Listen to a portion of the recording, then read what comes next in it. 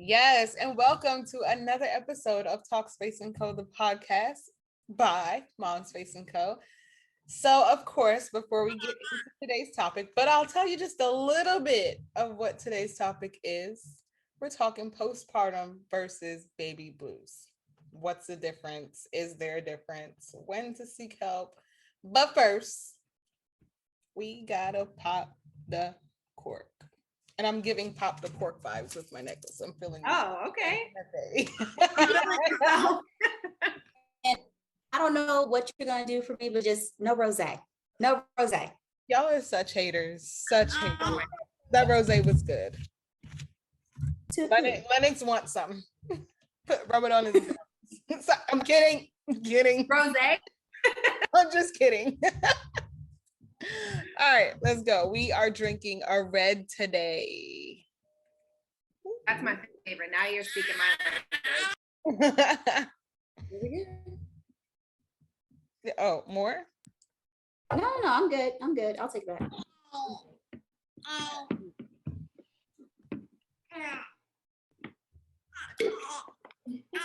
For my speed. More yes. Evil. For my speed. Yes. Ew, you don't like red? I do, but it puts me to sleep. Red is the best, especially a good blend.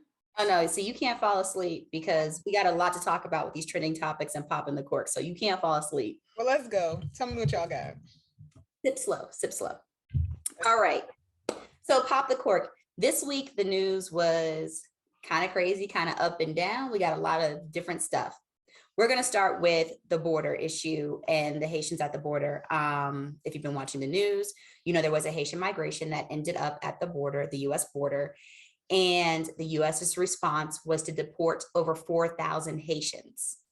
So these Haitians were deported.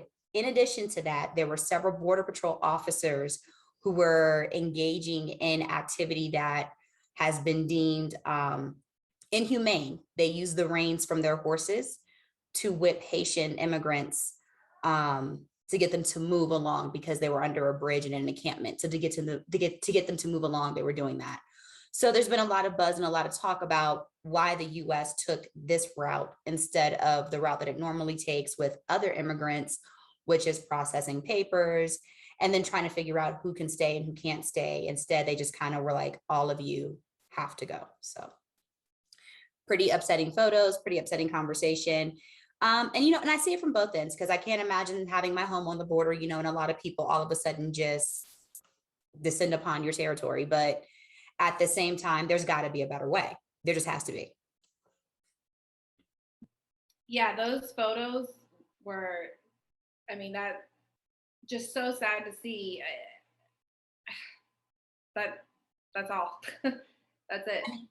It was, in some ways, it was quite unbelievable, in my opinion. At first, I was like, wait a minute, no way. And then I saw it and I'm like, that's a lot. It was triggering and it was a lot. It definitely was a lot. And especially when you know that some of these men, in particular, a lot of them were the men, they were bringing stuff back to their families, their women, to make sure their women could eat because they weren't being provided food, different things of that sort. So, they were bringing back necessities. So to see that happen to them, it was very unsettling, to say the least. But also some more news may be unsettling for some, may be a victory for some. Pfizer is seeking its approval to be FDA approved for ages 5 through 11. Now, what that means is the kids would get a lesser dose. And I also believe that they would not be required to get the booster. This comes on the heels of Los Angeles, which is the biggest school system so far, initiating a vaccine mandate that is now reaching government approval for their children. All I can say is, don't tell me what to do with my body. And that's all I got to say about that. Because, I have my views. Other people have their views. But make it a choice. That's all I have to say is just make it a choice. And that's what I agree with. I am vaccinated, but I'm like, make it a choice. Like, whoever wants to be vaccinated, go for it. Whoever doesn't, shouldn't have to. I personally would like to see a longer span of research before we start administering it to children. But there's going to be parents that are going to feel they have no choice but to vaccinate their kids because where are their kids going to go to school? So my question was, the kids only get half a dose and no booster. So at this time, what they're saying is they would not be getting a booster shot. Now, I do not know if in the half a dose of the vaccine itself, if it will be administered as 2, because it's Pfizer. That's the one that's seeking approval. I don't know if it's going to be administered as 2 shots like Pfizer does, or if it's going to be 1 shot, if that's how they're doing it. But my understanding from what I read was the vial itself contains half of the vaccine dosage that is administered for the adults. And you know that's going to change. I mean, the same way it changed for the adults. Right now in Montgomery County, for winter and spring sports, it's going to be required to be vaccinated, which then leaves, you know, my oldest, who is quite unsure if she wants it. She won't be able to participate. You know, and someone brought up the question if parents should force their kids to get it or if they should allow them to choose. And, you know, I know which vaccine I would be more comfortable with them getting, but it's not seeking FDA approval right now for kids. So yeah, it's a matter of, I mean, it's kind of like a double-edged sword. I mean, losing people in my family to COVID, I get the severity. I wear my mask, and vaccination was not my first choice, but eventually I was like, you know what? I'll go ahead and get it done. And I don't look at anybody who says they don't want the vaccine. I don't look at them like funny or anything like that. Like, I'm not upset with them at all. As long as they don't be trying to do and, you know, unvaccinated things like not wearing the mask and coughing on everybody. yeah. Like, as long as you're not doing that, we're good. But my only thing with that is stop making it a rite of passage. Like, you being vaccinated does not make you any better than me, does not make you any healthier than me. It does not give you a right to just be like, for example, if I'm out with the baby and a stranger comes up, don't worry, I'm fully vaccinated. Ma'am, what does that mean? I don't know what that means.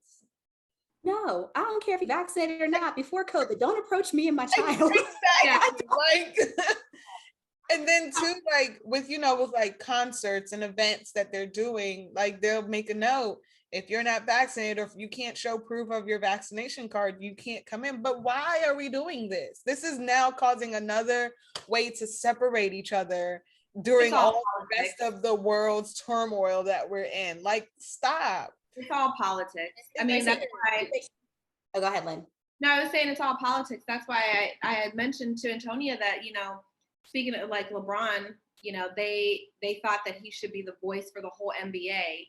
No. And that after, you know, someone said, well, now that you know LeBron is vaccinated, are you going to get it? No. Is LeBron a doctor? You know, no disrespect, but why would it be up to him to make everybody get it or, you know, convince people to get it? So, like I said, this is going to be around for a while. With the mandates, and we'll see what's going on. But I mean, there's also a pill that Merck is trying to get approved. So we'll see how that goes too. I mean, who knows? You know, we don't know, but yeah. But now, ladies, enough about vaccines. Mm-hmm. I want to know what you guys know about postpartum and baby blues. I'm going to quiz you before we talk to our guest. Y'all got a quiz. She asked the 2 moms that just had the babies. Want us to cry on this? Like, I've cried enough. Why would I take the quiz? It's been years. Y'all would be the best to know. Because you're still, you have to be aware of other people around you that have babies. Fair enough. You're right. Next time I will take the quiz with you, but today it's just y'all. All right, so grab your noisemaker. Got a noisemaker. Okay, we got a rattle. We got some rattles. Oh, y'all have cute rattles. I'm telling y'all, so cute. And grab your passy. You got your passy. It's in his mouth, but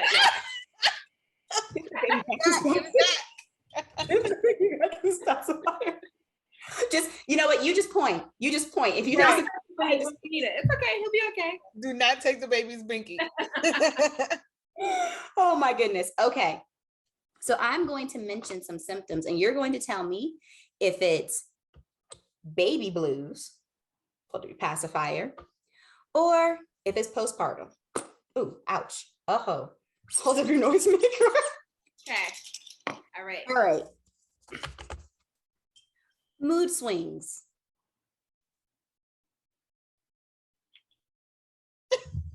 You guys got it right. See, look at y'all. A in class already. Look at that. Okay.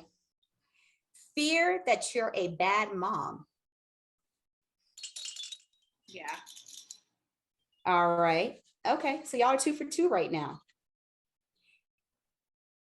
Anxiety. Can we do both? And I was literally about to do this. So yes, you can do both if you want to. So both. Okay. So baby blues is anxiety, but when it comes to postpartum depression, the anxiety manifests itself as severe anxiety or panic attacks, according to the Mayo Clinic. Gotcha. Okay, good to know. All right. Feeling overwhelmed.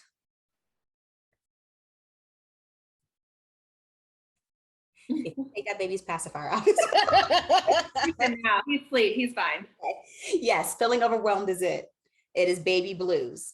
Y'all are good at this. I swear, y'all cheated. We are aware of our feelings.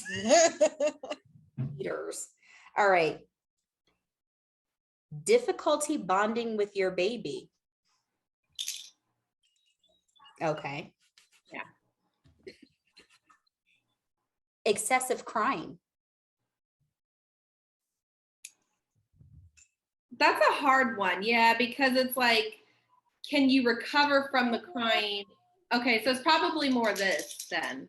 It's more that, and it's because of the duration. So it's not a matter of like, like if you cry a lot when you first have baby blues, it's because with postpartum, it lasts for a long time. So then that's what they think is excessive, not the frequency of it, like I should say not necessarily the frequency of it, but the duration of it. So that's why it falls only for postpartum.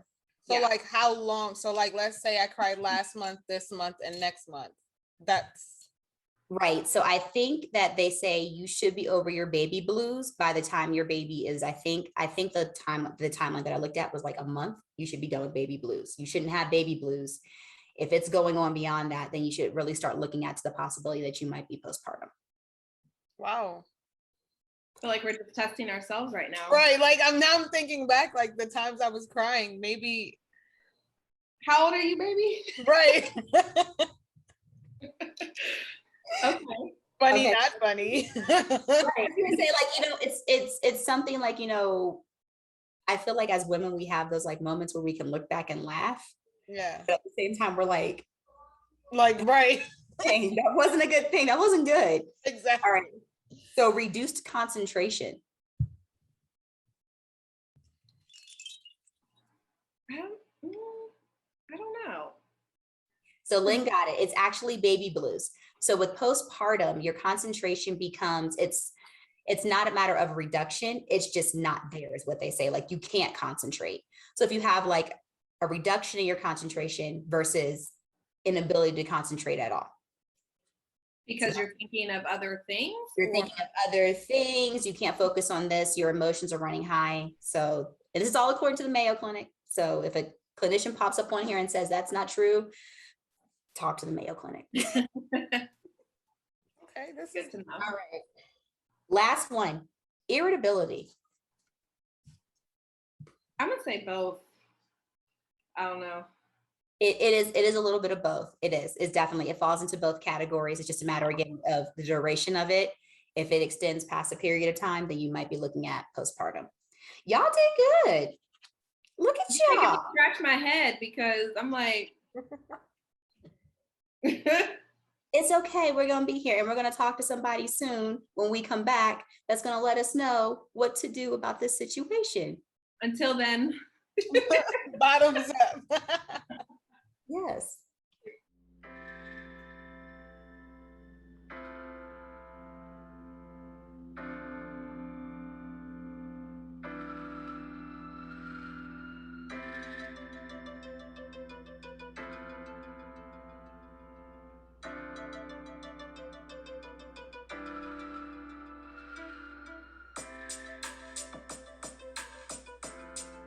So, is postpartum or baby blues? What's the difference? Here tonight joining us is therapist Chemyeeka Tumblin, who is going to give us the rundown and let us know what the difference is. And this is good because just having a baby, I need to know the difference. So fill me in. Welcome. Well, thank you all for having me. I was like, oh, we just jumping right in. Okay. The main difference between postpartum and baby blues is literally with your baby blues, the onset is typically like right after birth, due to the hormonal changes that the body goes through when you are giving birth.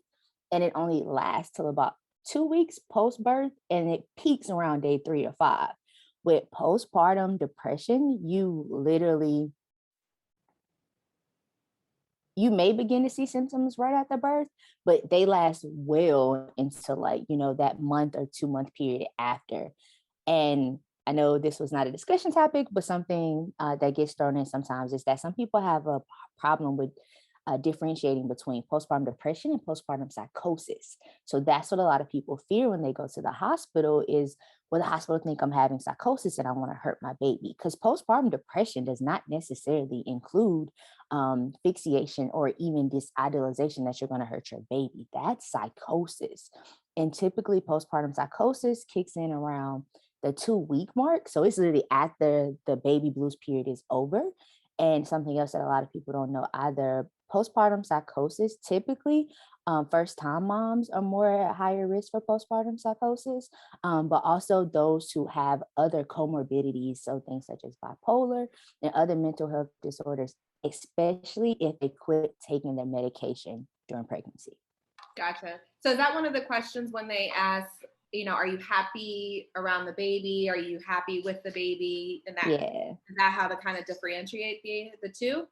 Yeah, a little. Also, those things help us know, especially from a clinician side, are you experiencing postpartum rage? So is the baby's cry a trigger for you? Is there something about looking at your baby? Some people experience what we call gender disappointment. There's another phrase for it too, but yeah, a lot of birthing people, when they find out the gender of their baby, especially while carrying, it may cause depression or forms of anxiety. And then for those who are like, oh, we want to be surprised, can you imagine like not even being able to process that throughout the pregnancy because you waited till the baby was born to know the sex of the baby? So those slight differences. And once again, help is available for all forms of PMAD. So there isn't a PMAD that's like, oh, okay, well, if you're diagnosed with that, you're doomed. I never want anybody to think of mental health in the postpartum period that way. I will say, though, some of them are more closely linked to the hormonal changes and the different things that the body is going through and will change as your hormones change. And then there are some that, will require more intensive treatment because while your hormones are a part of it, you also got to work through that mindset shift because the hormones can change, but that doesn't mean that the thoughts will go away. I've actually had moms say that they've experienced postpartum before they have the baby. What is that called?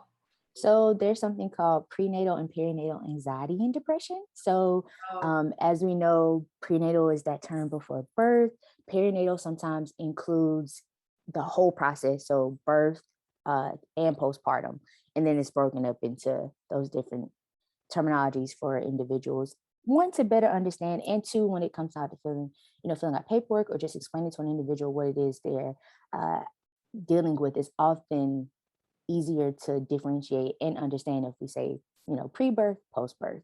But the same symptoms that you can have post-birth, they can occur before baby, especially if you're someone who already had anxiety and depression. It is likely that that can be heightened during pregnancy. Now, I do want to harp on something you said, the paperwork, because I can remember being a first-time mom, that paperwork is intimidating. And I kind of wanted to be dishonest because my thoughts were, they're going to take my baby. So I guess from a clinician standpoint, how how far or how many criteria does a woman have to meet before you guys say, okay, we actually have to remove the child from the home? Because I think that would help a lot of women who need the help for like postpartum or baby blues or whatever it is that they're going through, if they knew that answering these questions honestly does not mean that your baby's going to be automatically taken from your house. So I want to start, if you don't mind, with me reframing that question just a little, because that seems scary. Like, well, what do I check for? Yeah, for my baby to be taken. But it's more or less the understanding that the clinician coming in, I don't want to take your baby. I just want to know how I can help you. So my first question, especially if you look really overwhelmed, is going to be, what does your help look like?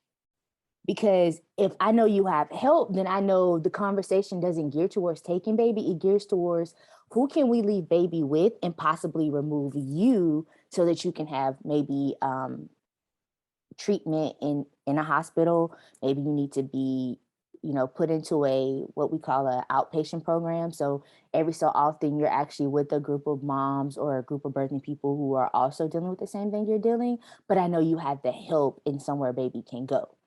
Where that gets tricky is if you are doing it all by yourself and baby doesn't have anywhere to go. Then we may have to talk about things like temporary placement, but that's never my goal because I also don't want that to add to your emotional and mental burden. And even just to take that a step further, I think that's why it's an important job for conversations like these, for spaces like MomSpace&Co, where you can have community and people can talk and we can understand the importance of breaking that stigma around the fact that we can't openly talk about things that we're going through, whether that be mental health, our financial health, our physical health, because when we go in with that fear, it only adds to what we are already carrying. And then it's how those generational curses are carried on. Because if I believe that as my children grow, I'm instilling it in them and nobody wants to get the help. So just having open conversations like these too, to help people know, like, the sooner we can identify things and the earlier we can actually talk about it, more often than none, you're catching it before it hits like a huge severity level. So even then, when talking about it, it's not seeming so overwhelming, and you're able to have a more open conversation with your therapist, your clinician, the pediatrician, or whoever it is that catches it for you, so that you all can talk through and that anxiety doesn't hit you all at once on top of whatever else you're already experiencing. I think that, so in my office, we're a pediatric office, and we do postpartum check from 2 weeks to 6 months, and then sometimes longer if we need to. But with my pediatrician, they asked me, with my new baby, they asked like 2 questions, and that's it, really. They don't really go into detail to really know how I'm feeling. So I'm wondering if it should be more of the OB that's checking for postpartum, or the pediatrician, or a combination of both. Because if you think about it, you see your OB maybe once, twice after you have the baby, but you're seeing your pediatrician more frequently. So I think it makes a big deal when the pediatrician is actually doing the postpartum screenings, because we want to make sure the baby's okay, but you have to be okay to take care of the baby, so. I just want to say, I think it should be everybody. Like, your mama, them, auntie, your husband, partner. And in all honesty, like, literally, if you have a postpartum doula, they should be asking questions and having conversations with you so that they can be able to identify if there are any, mental health aspects at play. Or better yet, sometimes literally just having someone to talk to and know that you're not alone can also reduce the likelihood of you suffering from a PMAD. So your postpartum doula, family and friends, people having conversations with you, like you said, the pediatrician. But even with that, I want to make sure we keep the OB on the table, because a lot of birthing people do not know the importance of them getting checkups after having a baby. When we talk about decreasing and eliminating maternal mortality, deaths not only are happening at a higher rate for our BIPOC community during childbirth, it's also happening because of things that happen after childbirth. So those things that happen I hate to say as a consequence of childbirth, but think about the trauma your body goes through. And that doesn't mean that your birth was a traumatic birth, but birthing itself is a traumatic process on the human body. So when you think about that, if you're not healing correctly, if the, your nurse or midwife or whoever didn't do a good job at checking, and maybe there's some hemorrhaging, all of that is something that your OB would find. Your child's pediatrician is not giving you that full checkup. Right. Yeah. So it's a whole gamut of things that need to be checked on. So we really need to stress the importance. If your OB saying, hey, we will do a 2-week checkup, go get the 2-week checkup. If you have a team with you as a part of your birthing process, you have your doula, your therapist, chiropractors, those other individuals, you're constantly having checkpoints where people are going to be asking and creating spaces, safe spaces for you to have conversations where it should be identified if postpartum depression, anxiety, or any of those mood disorders are something that we should be concerned about, or something else that may impact your body and the health of you and your child as well. I can agree with that. Like just that whole like check system. I think with having like my midwife, a midwife nurse assistant, a doula, then my other OBGYN friends, like I feel like it helped me to be like a lot more aware of how I was feeling rather than because I can hold stuff in. So it was like that, yes, checkpoint for sure. But like what would you say would be some of the red flags for someone who may be, holding it back in or not really opening up to talk? What would be some of the red flags that either their friends, family, or care team should look out for?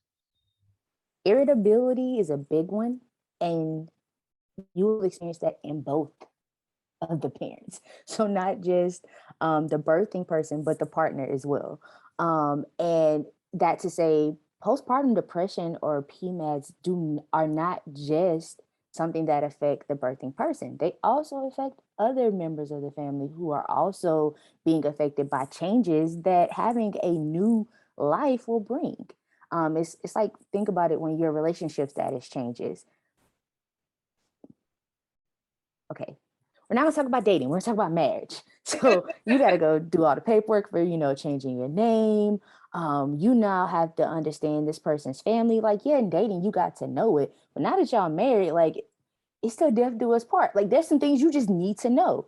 Well, now you have this new life. The schedule y'all may have had, that's out the window. People say put babies on a schedule, but that's a whole nother talk for another day. Like, what is that? A lot of those changes that are occurring are also a part of that. And the irritability, we know, it not only comes from the changes your body has now gone through, but also you're not getting sleep. Your diet may have changed. Like, even the process of breastfeeding for those who breastfeeding, for some people, especially if your baby has certain dietary needs, you may have to change your diet. So I don't want to like scare people in this conversation, but just to say, America loves to beautify birth, but there's a whole nother side of birth. And in order to be able to have these real conversations and for families to be able to truly help individuals through the birthing process, we have to talk about the whole process, not just the beautiful part. Because the beautiful part is what have people saying, oh, you got this, be strong, you'll get through this, and not knowing how to handle when you bring them any other emotion. So if we if we have these open conversations, then people can better show up and be like, okay, I hear you. What you're telling me is you don't feel good today. I got the baby. Or have people who are literally in community with you and saying that I am just coming over to be with you. It helps those other feelings that come with I'm afraid to be alone with my baby. It helps that, oh, I'm not wanted. Oh, I got a whole village of people here who want me. Anytime you're doubting, I'm not lovable, I'm not worthy. I'm worthy enough. They brought me food. They came and, just chill with me. We prayed together. We maybe watched TV together. They left, but then abandonment issues didn't kick in because I knew they were coming back. Like, people don't realize, it's literally those things we talk about, love languages and all these things we talk about in relationship. The birthing process and what your body goes through mentally, it's another relationship. You're getting to know you all over again. They got to get to know the new you. So all the things you would think about in any other aspect of how do I know if my friend is okay, it's the same in birth. It's just changing the understanding from, oh, you need to do baby stuff to baby has parents. So if you care for parents, parents can better care for baby. Listen, I got to make sure my whole family watches this episode because I mean, Antonio could tell you how many times in the beginning, I mean, he's 2 months and I'm like, hey, and I could hear my voice crackling and I just start crying. And she's like, what's wrong? I don't know. I just need to talk. You just don't know. And it's just so overwhelming. And even with the fourth baby, I probably experienced some of the baby blues or postpartum, but wasn't aware of it or probably ignored it. But I can definitely say, with Antonia and having a community of asking for help, if somebody asks you if you're okay, don't say yes if you're really not, Yes. because then you're like, crap, I do have people that are here to support me. I just need to tell them, so I had to do the same thing with my family and, just let them know, like, I'm not okay. I love that, Lynn, because it shows the duality of responsibility. Because even in telling family members, here's what you need to look out for, it's like Antonia said, if you're good at holding it in, I'm going to annoy the crap out of you constantly asking you questions. So you going to have to cuss me out, politely tell me to leave, and then I can't look for nothing if I'm not there. So you honestly have to create the space where the person feels safe to actually disclose to you in order for this process to actually work. Because yes, I can tell you, there's the irritability, there's the crying, and like you said, not being able to explain why. But if you're somebody that holds something in and I see you crying often, you're gonna always have a reason why you're crying, because you're not gonna want to let me know you don't understand what, like, the emotions that you're feeling. The other pieces are, sometimes there's like headedness, dizziness. Sometimes there's panic attacks. So the changes in the body. But once again, going back to what Antonia said, all of these things don't have physical manifestation. You could be feeling them, but not showing it. So if you aren't able to verbalize to me or feel safe with me enough to tell me that is what you're feeling, just being around you, I may not know that. Would you say there's like a point where it's like seek help? Like, I mean, you named a lot of things as far as like when, or red flags or how to notice it in someone, but when is like that time where you're like, maybe you should seek help or find someone to talk to outside of, your community? Because it's like, I think you could talk to your community, but for so long. But if you're still feeling those feelings or having those thoughts, like when? So I want to be honest, and this may not be popular opinion.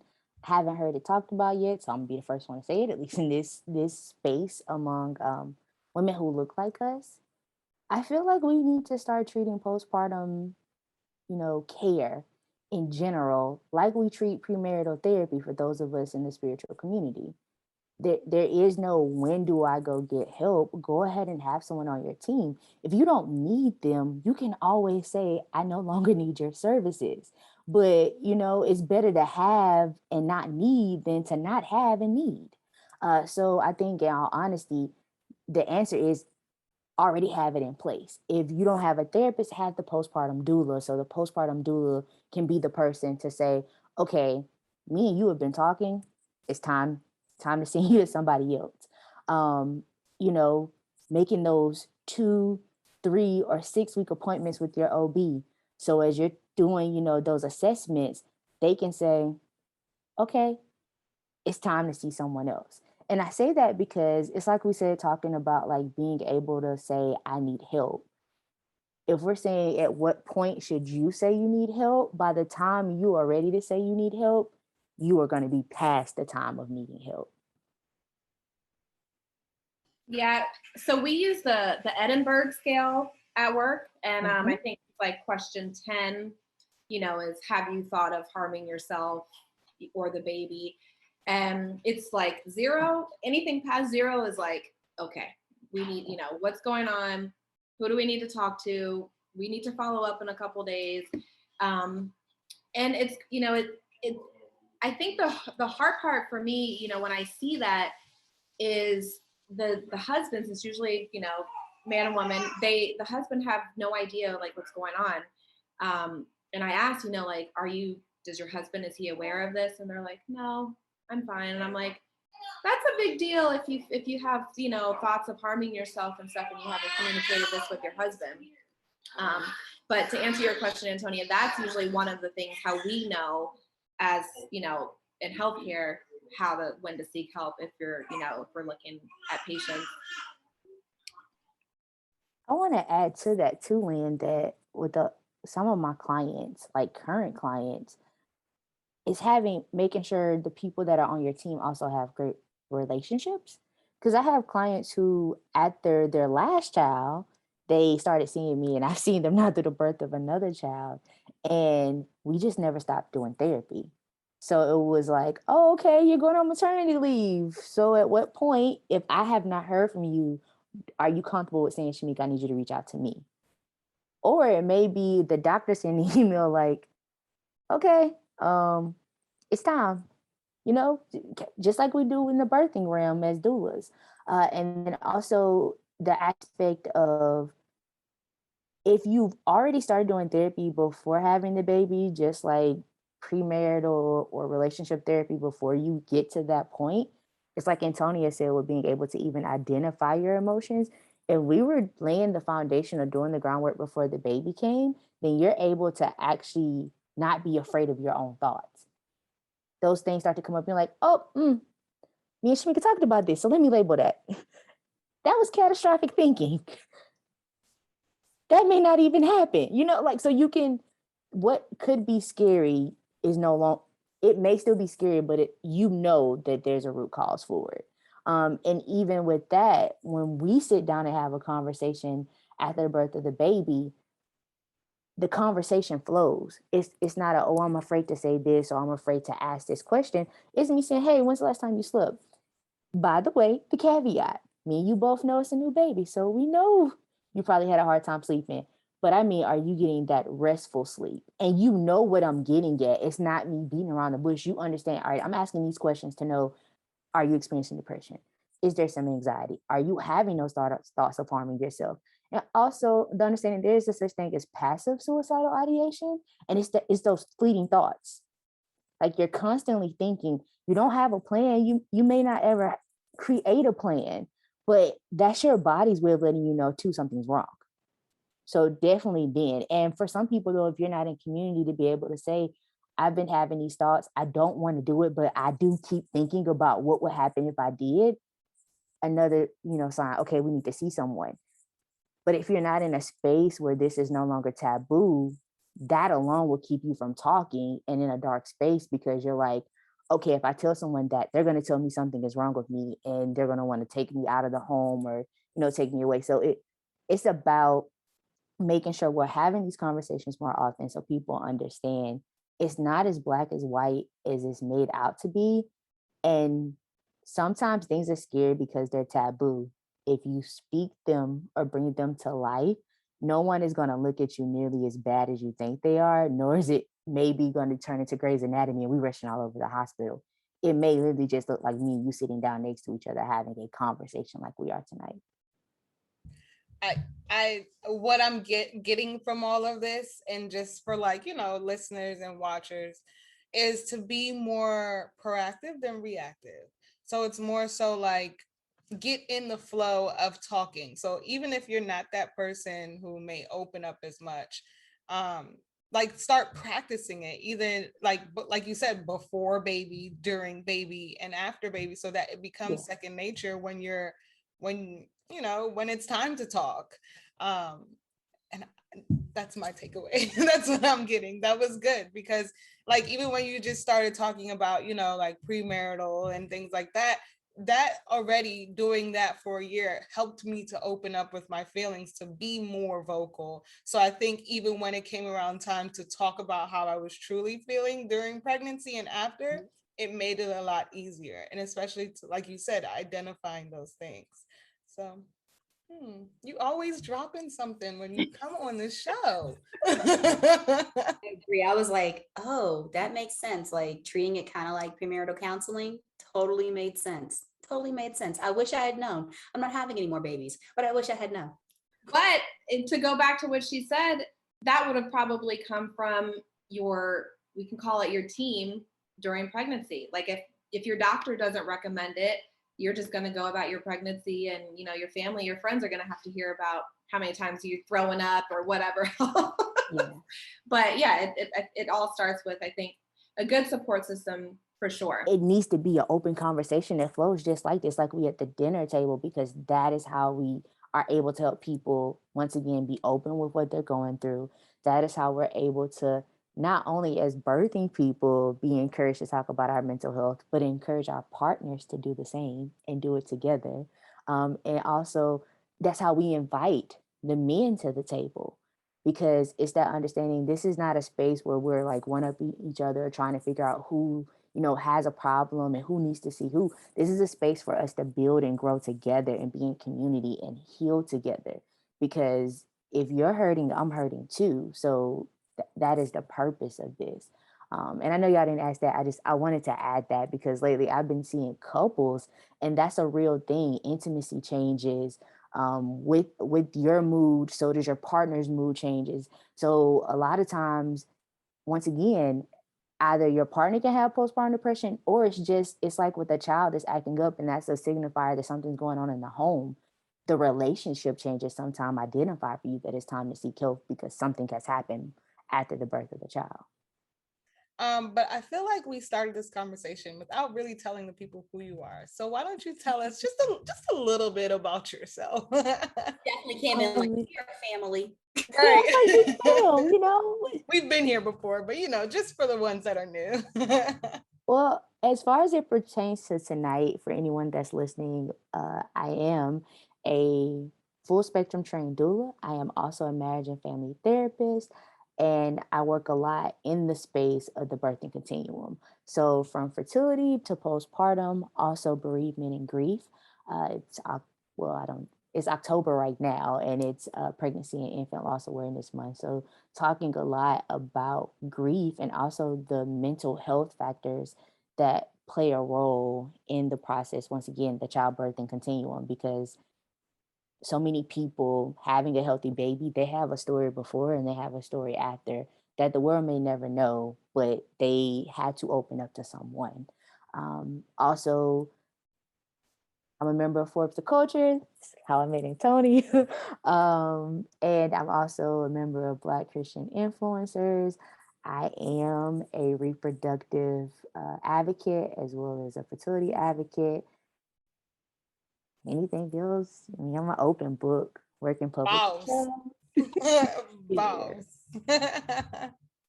Well, thank you so much again for always being so open and willing to, to hop on and definitely continue to educate us on our mental health and, stepping into self-care, what those different things can look like. We appreciate you and thank you again for joining. Thank y'all for, always welcome me. Thank you. Yes.